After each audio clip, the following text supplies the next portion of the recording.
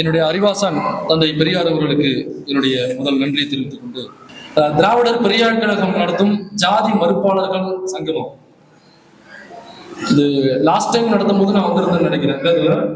Last time நடத்தும் போது நான் வந்திருந்தேன். அதுவும் இப்படியாப்பட்ட ஒரு நிகழ்வு அப்படிங்கிறது ரொம்ப தேவை.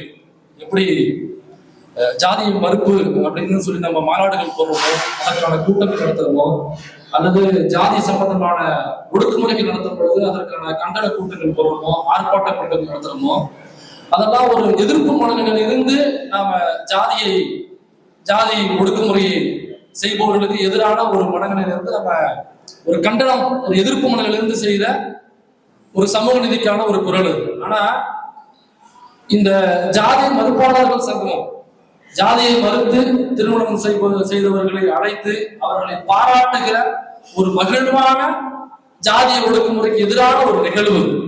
எல்லாம் கைத்தட்டா நல்ல பாயிண்ட் தான். வழக்கமா ஜாதி ஒடுக்குமுறைக்கு எதிராக குரல் கொடுக்கிறோம்னா கண்டன ஆர்ப்பாட்டம் மைக்கு போட்டு வர்ணாசிரமம் சனாதனம் பார்த்துட்டு RSS பிஜேபி வருவாயா அப்படின்லாம் நம்ம பேசுவோம். அதெல்லாம் எதுவுமே இல்லாம ஒரு பாராட்டு விழாவாக ஜாதிய ஒடுக்குமுறைக்கு எதிரான ஒரு நிகழ்வு இருக்குல்ல. ஆக்சுவலா இதுதான் அந்த ஜாதிய ஒடுக்குமுறையை ஆதரிக்கிற நபர்களுக்கான ஒரு சூடான தோசைகள். இது புரியுதுங்களா உங்களுக்கு? இது ஆக்சுவலா இதுதான் சூடான தோசைகள். இதுல அவன் ஏறி உட்கார வைக்கிற ஒரு நிகழ்வு தான் இங்க நடந்துகிட்டு இருக்கு. சூடான தோசைக்குள்ள உட்காந்து என்ன ஆகும்? அப்படியாப்பட்ட ஒரு மிகப்பெரிய ஒரு சூடான தோசைக்குள்ள தான் இந்த மகிழ்ச்சியான ஒரு நிகழ்வு. இந்த நிகழ்வை ஏற்பாடு செய்த திராவிடர் பெரியார் கழகத்தினுடைய தலைவர் தோழர் மாப்பா மணிவண்ணன் அவர்களுக்கு என்னுடைய வாழ்த்துக்களையும் நன்றிகளையும் நான் தெரிவிக்கிறேன். இதற்கு சிறப்பு அழைப்பாளராக அழைக்கப்பட்டிருக்கிற அண்ணன் அண்ணா திராவிட மக்கள் முன்னேற்ற கழகத்தினுடைய தலைவர் அண்ணன் பசுமன் பாண்டியன் அவர்களுக்கும், ஆதித்தமிழர் கட்சியினுடைய தலைவர் அண்ணன் ஜக்கையன் அவர்களுக்கும்,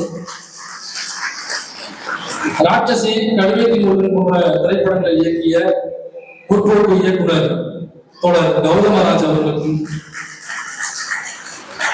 திரைக்கலைஞர் தோழர் காஜல் மசூதி அவர்களுக்கும், அதர்மம் சேனலுடைய தலைவர் தோழர் மனோஜ் அவர்களுக்கும்,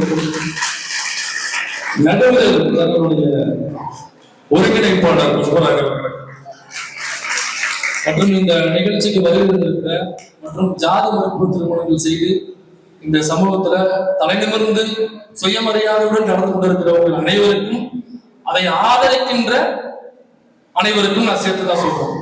ஏன்னா இந்த காதல் அப்படிங்கிறது சில வாழ்க்கையில் நடக்காமலே போயிருக்கும். அதனால வருத்தப்பட வேண்டாம்.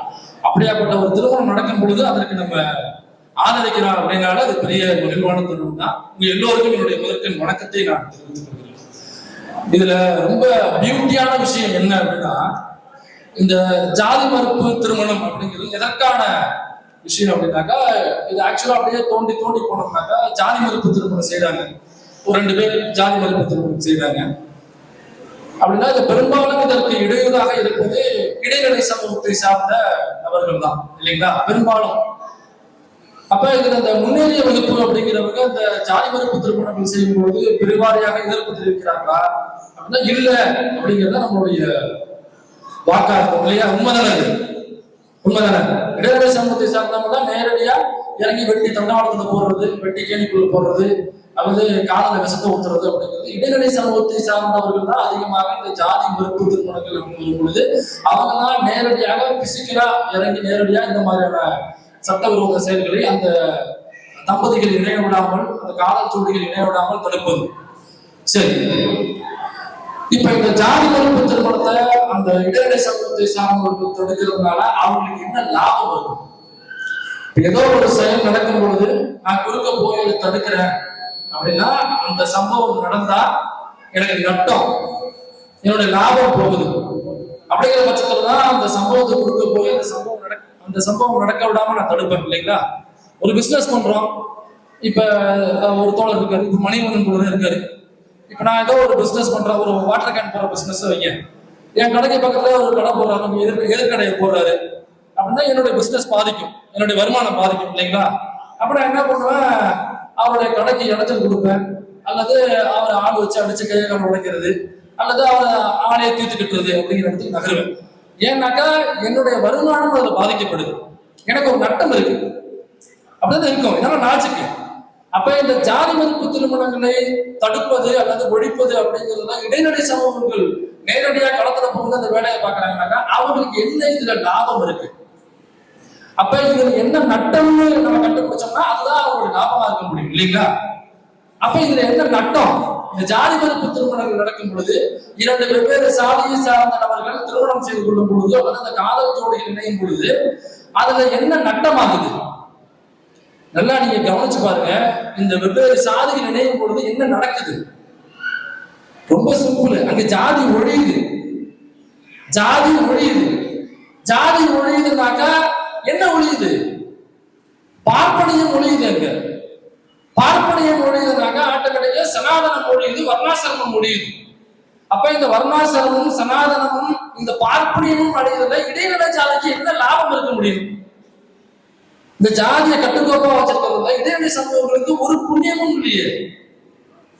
இந்த ஜாதியை கட்டுக்கோப்பா வச்சிருக்கிறதுனால நம்மளால சரி இடைநிலை சமூகத்தை சார்ந்தவர் ஜாதியை கட்டுக்கோப்பா வச்சிருக்கணும் அப்படிங்கிறதுனால இந்த ஜாதி மறுப்பு திருமணங்களுக்கு எதிராக இருக்காருன்னு வச்சுப்போம். நான் ஜாதியை கட்டுக்கோப்பா வச்சிருக்கேங்க, அதனால இந்த ஜாதிக்கு நான் உண்மையிலோனா இருக்கேன், அதனால இந்த ஜாதியை தாங்கி இருக்கிற இந்த மதத்துக்கு நான் ரொம்ப 100% நான் அர்ப்பணிச்சிருக்கேங்க. பாருங்க, இத்தனை ஜாதி மறுப்பு திருமணங்களை வெட்டி பண்டவாளத்துல போட்டிருக்கேங்க, இத்தனை பேரை காதல மருந்து ஊத்தி கொண்டிருக்கேங்க, நான் பயங்கரமான ஒரு இந்துங்க, பயங்கரமான ஒரு ஜாதியை கட்டுக்கோப்பாருங்க, இதை கருவறைக்குள்ள விடுங்க அப்படின்னு கேள்விப்பட்டோம். எல்லாம் மண்ணு சுமந்து செங்கல் சுமந்து சட்டி சுமந்து காசை போட்டு வேறு சிந்தி ரத்தத்தை சிந்தான கோயிலை கட்டியிருக்கான். எந்த பாப்பானாவது ஊருக்குள்ள கோயில் கட்டி பார்த்துருக்கீங்களா நீங்க?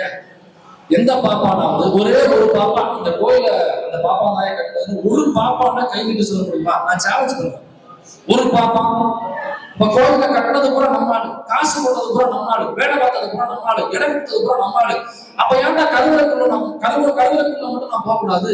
ஏன்னா வர்ணாசிரமம், ஏன்னா சனாதனம், ஏன்னா இந்து மதம். எப்ப அந்த இந்து மதத்தை தாங்கி இருக்கிற சாதியை நான் தாப்பா முன்னாடி போர்க்கள வீரமாக சட்டம் புரிஞ்சு தலையை விட்டுறோம், கையை விட்டுறோம், பைக் ஓட்டுறவனுடைய கையை விட்டுறோம், எல்லா வேலையும் நான் தானே பார்த்துட்டு இருக்கேன்.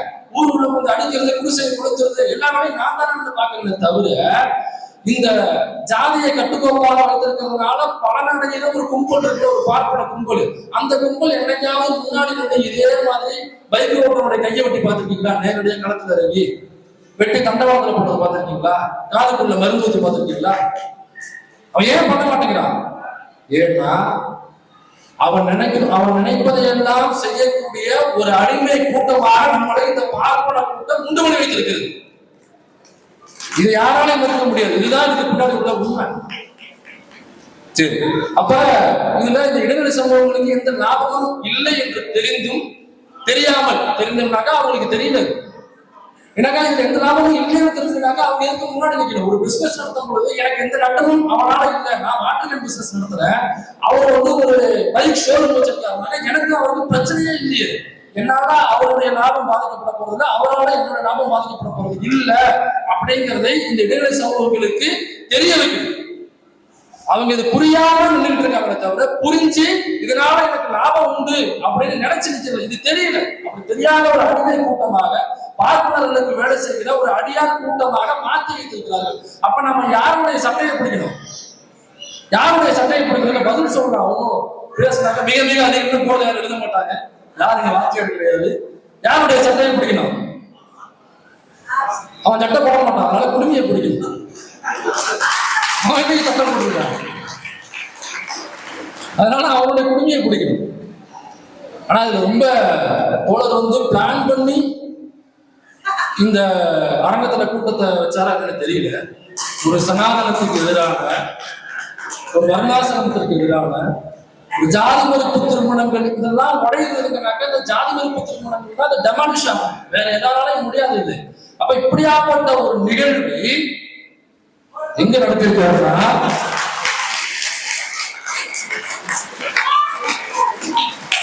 Krishna Iyer community hall. இந்த கம்யூனிட்டிகளை டெமாலிஷ் பண்ற ஒரு நிகழ்வை, இந்த கம்யூனிட்டியை தூழ்த்தி பிடிக்கிற ஒரு கம்யூனிட்டியுடைய பேரை தாக்குற ஒரு கம்யூனிட்டிக்காக இவ்வளவு பெரிய கம்யூனிட்டி, அந்த கம்யூனிட்டிக்கு எதிராக இருக்கிறவங்க கூட்டிருக்காரு. எத்தனை கம்யூனிட்டி பார்த்தீங்களா? ஒரு கம்யூனிட்டியை காலி பண்றதுக்கு எத்தனை கம்யூனிட்டி நம்ம ஒண்ணு சேர்ந்துருக்கோம் பாருங்க. சரி, இப்ப இது மட்டும் தான் என்னோட பிரச்சனையாக்கா? இது மட்டும் அல்ல. நல்லா கவனிச்சுன்னா எல்லாம் மதுரை சுற்றி வந்திருப்பீங்க. திருப்பரங்குன்றம் உங்களுக்கே தெரியும், வெளியே இஷ்யூ பண்ணிருக்கீங்களா? சரி, திருப்பரங்குன்றத்துல நீங்க நான் வந்து மதுரை மக்களை நான் குறை சொல்லவே இல்லை.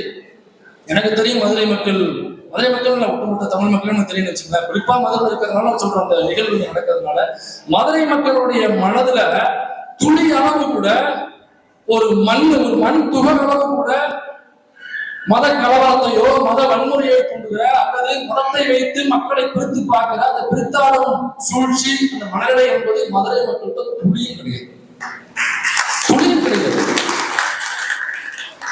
ஒருவேளை அப்படி இருக்கு அப்படின்னா எச் ராஜா உள்ளவருடைய அவசியமே இல்லையே. எச் ராஜா அதுக்கு உள்ளவர் அப்படியாப்பட்ட ஒரு மனநிலை ஆல்ரெடி உள்ள மக்கள் கிட்ட இருக்குன்னாக்கா எச் ராஜா உள்ளவருடைய அவசியமே இல்லையே. இந்த மக்கள் அதற்கு துணை புரிய மாட்டார்கள், இவர்கள் யாரும் தன்னுடன் நிற்க மாட்டார்கள் என்று தெரிந்துதான் அந்த பரதேசி என்ன பண்ணிருக்குனாக்கா வெளியூர்ல இருந்து பல பரதேசிகளை கூட்டு வந்து இங்க ஒரு கலவரத்தை கொண்டு போனா முயற்சி பண்ணிருக்கு. அப்ப மதுரை மக்கள் எல்லோரும் அவங்க பிரஸ்லாம் நிறைய பைட்டு கொடுத்தாங்க. அதை சுற்றி உள்ள மக்கள்லாம் எப்படி நாங்க வந்து அண்ணன் தம்பியா மாமா மச்சானா போட்டு உறவா நாங்க பழகிட்டு இருக்கோம், இங்க இருந்து அங்க பிரியாணி போவோம், அங்கே இருந்து இங்க சோறு வரும், அவங்களுடைய பிரியாணி போடும்போது எங்களை கூப்பிடுவாங்க, நாங்க ஆழமா தூக்கிட்டு போவோம், நாங்க மாமா மச்சானா பழகிட்டு இருக்கோம், ஏதோ ஒரு முண்டகலப்ப நாய் வந்து பேசுறது எங்கள்கிட்ட வந்து கேட்கறீங்கன்னு அவங்க நிறைய பேர் பேட்டி கொடுத்தாங்க. அதனால அவர்களுடைய செயல்பாட்டுல எந்த தவறும் இல்லை. மதுரை மக்கள் மாசற்ற மக்கள், அதை மாற்றுக்கிறதே இல்லை. அதுக்கு வேணா ஆர்டர் கொடுத்துடலாம், ஏதாவது வாங்கிட்டு கொடுத்துடலாம் ஆர்டர். ஆனா இங்க உள்ள எந்த ஒரு நபர் கூட அந்த கூட்டத்தில் இல்லை. நான் அதை ஏத்துக்கிறேன், நம்ம எல்லாரும் ஏத்துக்கிட்டுதான்.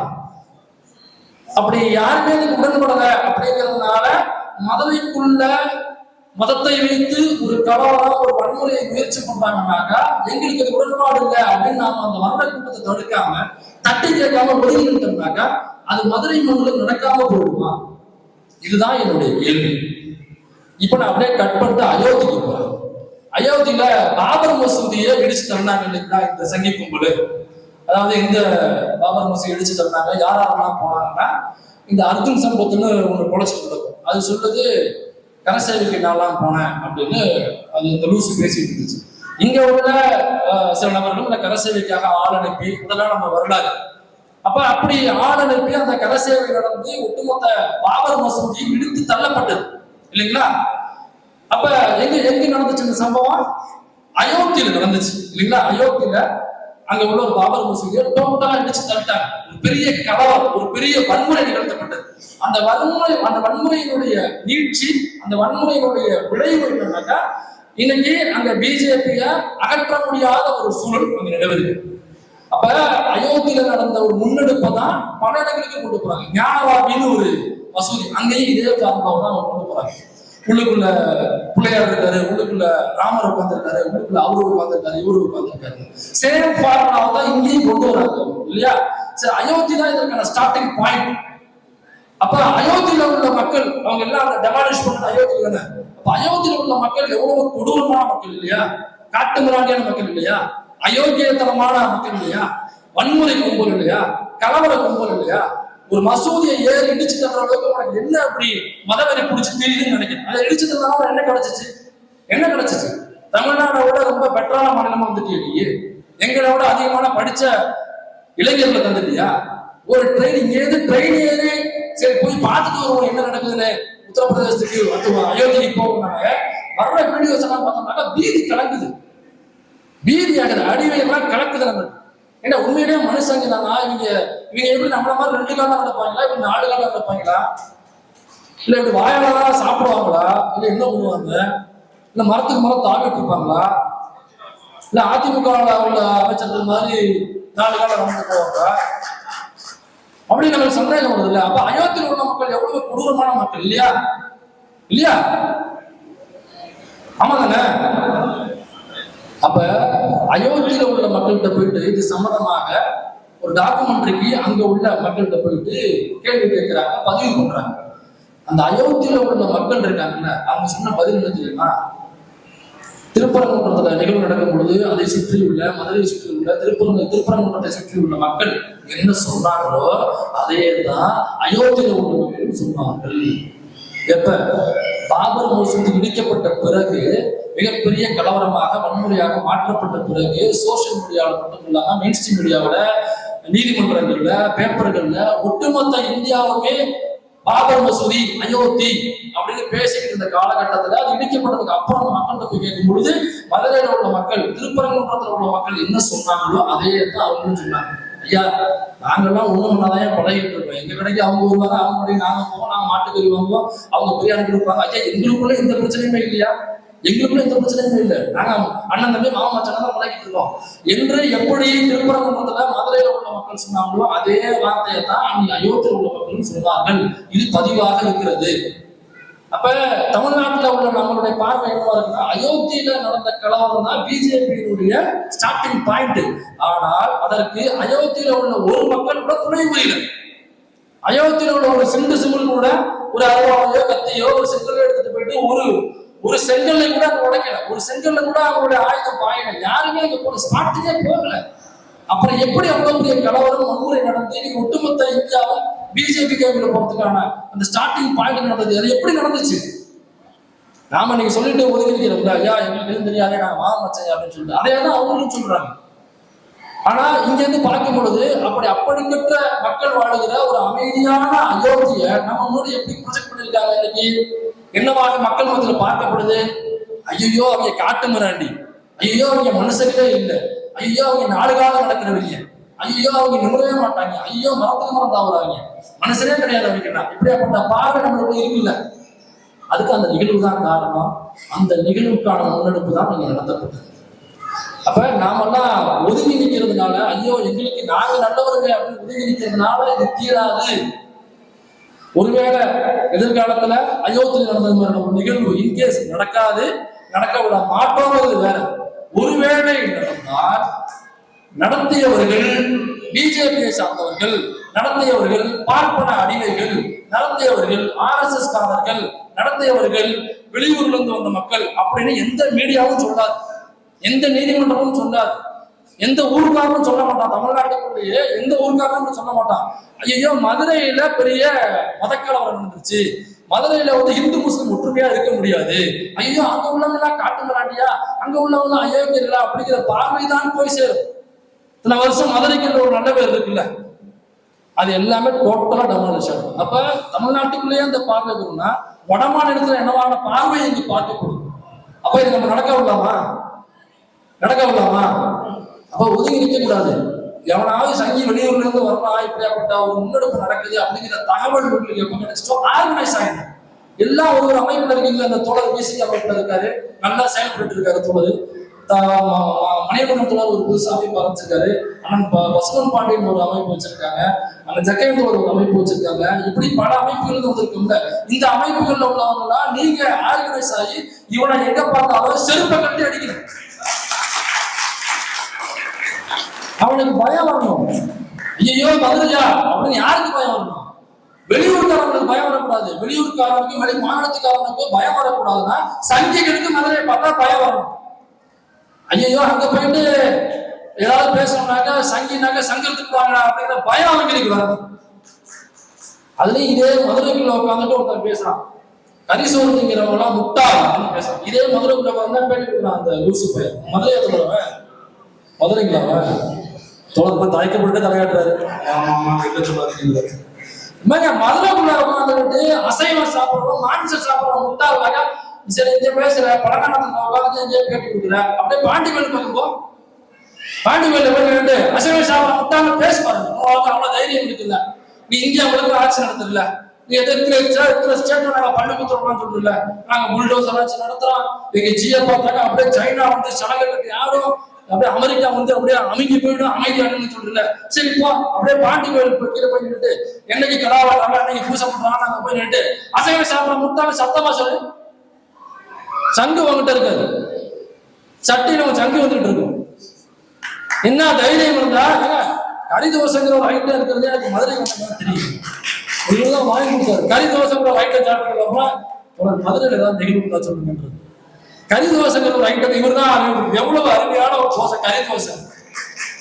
ஏதாவது ஊருக்கு போனோம்னாக்கா அங்க கூட தோழர்கிட்ட போன் பண்ணி இங்க எந்த கடையில சாப்பிட்டா நல்லா இருக்கும்னு கேட்போம். ஆனா அப்படியாப்பட்ட கேள்வியை கேட்காத ஒரு ஊர் மதுரை. மதுரையை பொறுத்த வரைக்கும் எந்த கடையில வேணாலும் நீங்க கண்ணை மூடிட்டு உட்காந்து சாப்பிடலாம். எல்லா கடையிலுமே உணவு நல்லா தான் இருக்கும். அதுவும் முக்கியமா எல்லா கடையிலையுமே அசைவ உணவு மாமிச உணவு இருக்கிறது ரொம்ப சிறப்பான நிகழ்வு மதுரையில. இப்படியாப்பட்ட மதுரையில உட்காந்துக்கிட்டு மாமிசம் சாப்பிடறோம்னா அசைவம் சாப்பிட முட்டாள்னு சொன்னீங்கன்னா எவ்வளவு தைரியம் இருக்கு. அப்ப எதை நம்பி அந்த வார்த்தையை விடுறான்? உங்களை நம்பிதான் அந்த வார்த்தையை விடுறான். உங்களை நம்பிதான் அந்த வார்த்தையை விடுறான். இப்ப நம்ம கை கட்டிட்டு எப்படி வேடிக்கை பார்க்கறோம்ல, இதே மாதிரி நம்ம வேடிக்கை பார்ப்போம் அப்படிங்கிற தைரியத்துலதான் அவன் இந்த மாதிரியான பேச்சுக்கள் பேசுறான். சரி, இது ஏன் திருப்பரங்குன்றத்துல அயோத்தியில ஞானவாபில இப்படி இஸ்லாமியர்களுடைய வழிபாட்டு தலங்கள் அல்லது தர்காக்கள் இதை குறிவைக்கக்கூடிய நோக்கம் என்ன? அவனுக்கு ஏன் இதை போய் குறிவைக்கிறவன்? இந்து முஸ்லீம் கலவரத்தை உண்டு கொண்டு அவங்க ஓட்டை கால்குலேட் பண்றது அப்படிங்கிறது ஒரு பக்கம். இன்னொரு உள்ள ஒரு விஷயம் இருக்குது. இப்ப எப்படி அறநிலைத்துறை அப்படின்னு இங்க உள்ள இந்து கோயில்கள் எல்லாம் அறநிலைத்துறையுடைய கட்டுப்பாட்டுக்குள்ள இருக்கோ, அதே மாதிரி இஸ்லாமிய வழிபாட்டு தலங்கள் தர்காக்கள் அதெல்லாம் வக்பு வாரியம் அப்படின்னு ஒரு இருக்கு. இப்ப எப்படி இந்துக்களுக்கு அறநிலைத்துறையோ அதே மாதிரி இஸ்லாமியர்களுக்கு வக்பு போர்டு. இப்ப அறநிலைத்துறையில அந்த இந்து கோயில்கள் இருக்குல்ல, அதனுடைய சொத்து மதிப்பு வந்து தெரியுமா அவங்களுக்கு? ஒட்டுமொத்த சொத்து மதிப்பு அறநிலைத்துறைக்கு கீழே உள்ள கோயில்களுடைய ஒட்டுமொத்த சொத்து மதிப்பு எவ்வளவு எனக்கும் தெரியல, கூகுள் கொண்டு பார்த்தேன். எனக்காக நிறைய இருக்கு. நான் நேரம் என்ன காரணமாக கொஞ்சம் ஒத்துழைச்சிருவோம். அப்ப அறநிலையத்துறைக்கு கீழே உள்ள கோயில்கள்ல எக்கச்சக்க பல லட்சம் கோயில்கள் சொத்து. நான் ஒரே ஒரு கோயிலை மட்டும் எக்ஸாம்பிள் சொல்றேன். சிதம்பரம்னு ஒரு கோவில் இருக்கு, சிதம்பரம் நடராஜர் கோயில். நம்ம தோஸ்து தான், நமக்கும் அவருக்கு ரொம்ப ராசி அவருக்கு. அதனால அந்த சிதம்பரம் நடராஜர் கோயில் இருக்குல்ல, அந்த கோயிலுடைய சொத்து மதிப்பு மட்டும் தெரியுமா? ஒட்டுமொத்த சொத்து மதிப்பு இல்ல, நிலங்கள் மட்டும், அதற்கு சொந்தமான நிலங்கள் மட்டும் எவ்வளவு தெரியுமா? கூகுள்ல போய் பாருன்னு சொல்லுவான்னு பாக்குறீங்க. இது எனக்கு தெரியும். அந்த நடராஜர் கோயிலுடைய ஒட்டுமொத்த நிலங்கள் மட்டும் இருப்பது 3000 ஏக்கர். ஒரு கோயிலுக்கு, சிதம்பரம் நடராஜர் கோயில் என்கிற ஒரு கோயிலுக்கு சொந்தமான நிலங்கள் மட்டும் 3000 ஏக்கர். ஆனா இது அறநிலையத்துறையுடைய கட்டுப்பாட்டுல கிடையாது. இது பிரைவேட்னாக்கா அந்த கோயிலுக்குள்ள அந்த தீட்சிதர் அப்படின்னு சொல்லுவாங்க, அவனும் பாப்பானுங்க தான். இருக்கிற பாப்பான்லயே பாப்பானுங்கனாலே திருட்டு பையன். அந்த திருட்டு பையனே முக்கியமான திருட்டு பையனாக்கா அந்த திருட்டு பையன். அவன் இருக்கிறவங்கள திருட்டு பையன் தான் இருப்பான். 3000 ஏக்கர் நிலம் நடராஜர் கோயிலுக்குள்ள இருந்தது. இடையில போய் செக் பண்ணாக்கா அறநிலையத்துறை ஒரு சின்ன பிரச்சனையாகுது. அது அறநிலையத்துறை உள்ள போகுது. உள்ள போயிட்டு ஏப்பா அந்த டாக்குமெண்ட் எடுத்துருவா, நடராஜர் பேர்ல அவ்வளவு சொத்து இருந்துச்சு எடுத்துருவான்னு பார்த்தோம்னா 3000 ஏக்கர் கணக்கு. இப்ப இருக்கிறது எவ்வளவு தெரியுமா? அந்த கோயிலுக்கு சொந்தம் வெறும் 1000 ஏக்கர். அப்ப 2000 ஏக்கர் எங்க போச்சு? மடிச்சு யாராவது பாக்கெட் வச்சு கொண்டு போயிட்டாங்க வர்றவங்க. ஏன்னா பக்தர்கள் நம்ம ஆட்கள் சாமி கொண்டு போவாங்கல்ல, அவங்க யாராவது போகும்போது 2-3 ஏக்கர் தூக்கி பாக்கெட்ல வச்சுட்டு அல்லது தேங்காய் முடிவில் வச்சுட்டு போயிட்டாங்களா? 2000 ஏக்கர் தீட்சிதர் பார்ப்பனங்க போல் வித்து தின்னு காலி பண்ணிட்டாங்க. நம்ம ஏதாவது இந்த கோயில் நிலங்கள் வந்து குத்தகை விடுவாங்கல்ல, அதுக்கு போனோம்னா ஐயோ கோவில் சொத்து குலநாசம், சிவன் சொத்து ஏதோ சொல்லுவாங்க, அந்த ரைமிங்கா டைலாக் சொல்லுவாங்க இல்லையா? ஆனா பாப்பா வந்து தின்றுருக்கான 3000 ஏக்கர் நிலத்துல 2000 ஏக்கர் தின்னே தீர்த்திருக்கான் நம்ம சைமன் மாதிரி. 2000 ஏக்கர் காலி கொண்டிருக்கான்.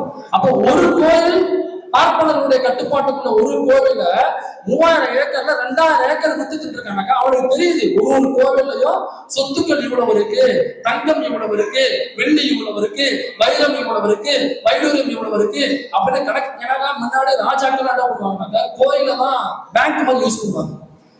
மற்ற நாடுகளை போய் ஆட்டையை கொண்டு வரதை அடிச்சு கொண்டு வரது எல்லாத்தையுமே கோயில்ல தான் வந்து கிடங்கா வச்சிருப்பாங்க. அதனால இது எல்லாமே கோவிலுக்குள்ளதான் இருக்கும்.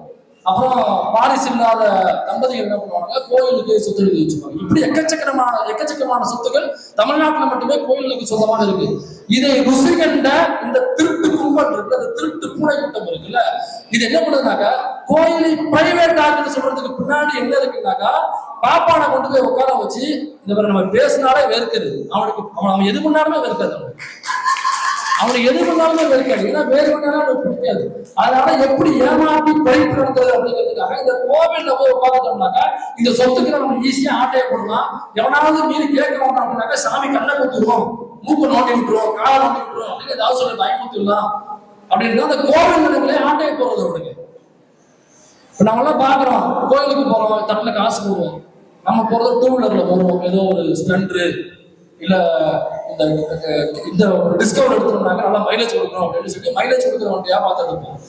நாம போடுற பிச்சையை தட்டுல வாங்குற அந்த பாப்பான்னு பாத்துட்டீங்கன்னா புல்லட்ல போவோம். 2 லட்சம் ரூபாய் புல்லட்டு நம்மளால வாங்க முடியுமா?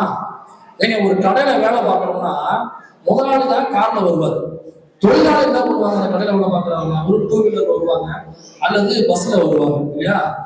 ஆனா கோவில்ல மட்டும்தான் காசு போடுற முதலாளி நாம ஒரு ஸ்பெண்டர்லயோ டிஸ்கவர்லயோ நடந்து வருவோம். நம்ம கிட்ட காசு வாங்குற அந்த பிச்சைக்காரன் இருக்காருல, அவன் 2 லட்சம் ரூபாய் புல்லட்ல போயிட்டு இருப்பான். இது யாருடைய ஏமாளித்தனம்? அப்ப இந்த கோவில்ல உள்ள சொத்தையெல்லாம் ஆட்டையை போட்டு ருசிக்கிட்ட இந்த திருட்டு மூளைகள் என்ன பண்ணுறாங்க, அடுத்ததாக நகருவது வக்ஃப் போர்டு.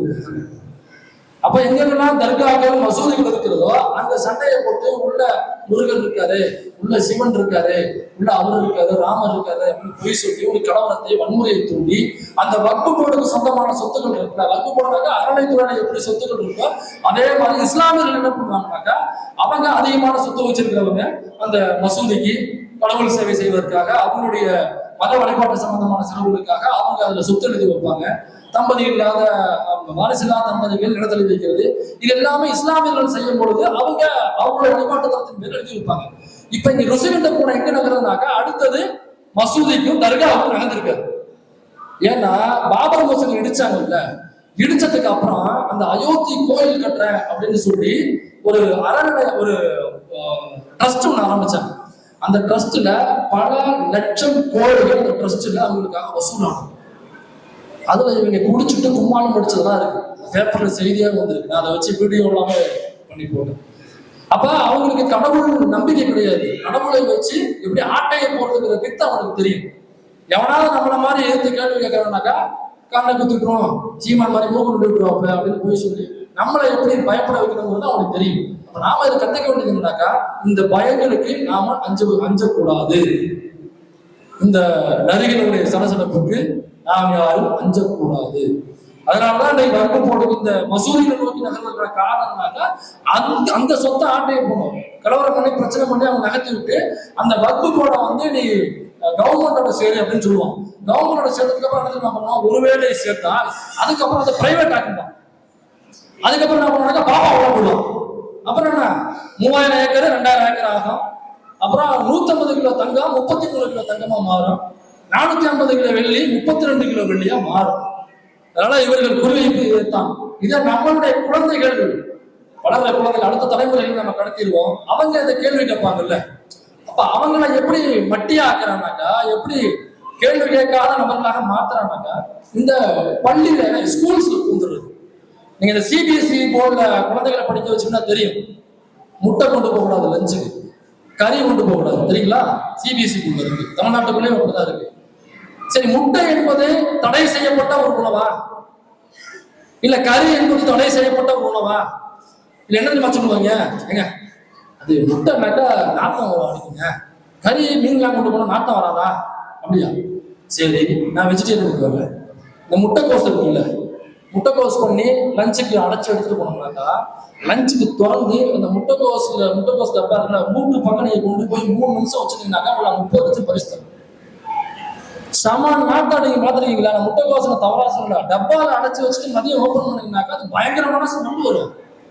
சாம்பார்ல முள்ளங்கி சாம்பார் போட்டு போயிட்டு நீங்க காலையில கொண்டு போயிட்டு மதியம் ஓப்பன் பண்ணி பாருங்களேன், 4 ஊருக்கு அந்த நாத்தம் அடிக்கும். அப்ப நாட்டம் தான் பிரச்சனைனாக்கா அப்ப முள்ளங்கி போட்ட சாம்பார் வரக்கூடாதுன்னு சொல்லு, அப்ப முட்டைக்கோஸ் கொண்டு வரக்கூடாதுன்னு சொல்லு. இவ்வளவோ சைவ உணவுலையுமே இவ்வளவு வாடகை வரக்கூடியது இருக்கு. அப்ப அவங்களுக்கு வாடகை பிரச்சனை இல்லை, அவனுடைய உணவு பழக்க வழக்கத்தை ஸ்கூல்ல இருந்து நம்ம பிள்ளைங்கள்ட்ட திணிக்கிறான்.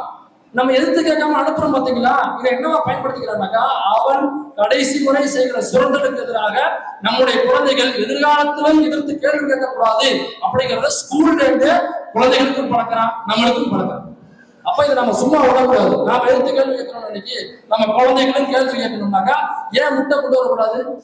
நாங்க என்ன எதுவும் தடை செய்யப்பட்ட போதை பொருளை கொடுத்து அனுப்புறோம் நம்ம பிள்ளைகளுக்கு? இல்ல வாட்டர் பாட்டில ஓட்டோ மிக்ஸ் பண்ணி அனுப்பிச்சுடுறோமா? எதுக்கு எடுத்துட்டு வரக்கூடாதுன்னு சொல்ற? ஏன் சொல்றேன்னு சிபிஎஸ்இ ஸ்கூல்ல எல்லாரும் இந்த கேள்வி எழுப்பணும். இதுக்கப்புறம் எல்லா மேடைகளையும் இந்த சிபிஎஸ்இ ஸ்கூல்ல நடக்கிற அட்டூழியம் பத்தி பேசணும். நம்ம எல்லாரும் அமைதியா கை கட்டி இருப்பது இருக்குல்ல, முட்டையை சாப்பிடலாம்னா என் பிள்ளை எப்படியா புஷ்டியா வளரும்? என் பிள்ளைக்கு எப்படி புரோட்டீன் கிடைக்கும்? கறி திங்கல முட்டை திங்கலாம்னாக்கா என் பிள்ளைக்கு எப்படி புரோட்டீன் கிடைக்கும்? எப்படி முட்டை சத்தா நம்ம பிள்ளை வளரும்? அப்ப ஒல்லியா நோஞ்சானா வளரும். அப்புறம் எப்படி எழுத்து கேள்வி கேட்க, எப்படி சண்டை போடுவோம்? முடிச்சது